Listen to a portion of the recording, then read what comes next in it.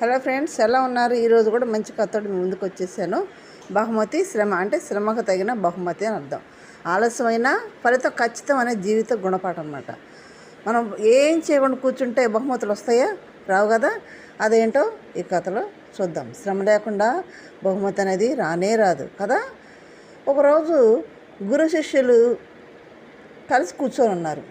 గురువుగారు ఏం చేశారంటే ఇద్దరు శిష్యుల్ని పిలిచి ఒక చిన్న పనిని అప్పగించాడు. ఒకడు తక్షణమే కష్టపడి ఆ పనిని పూర్తి చేసేసాడు. మరొకడు ఆలస్యంగా బద్ధకంగా పని ప్రారంభించాడు. గురువు వచ్చి మొదట పని చేసిన వాడికి బహుమతి ఇవ్వకుండా వెళ్ళిపోయాడు. ఆ తర్వాత మెల్లిగా పని చేసిన వాడికే బహుమతి ఇచ్చాడు. మొదటి శిష్యుడు కోపంగా అడిగాడు, నేను ముందే పూజ చేశాను కదా.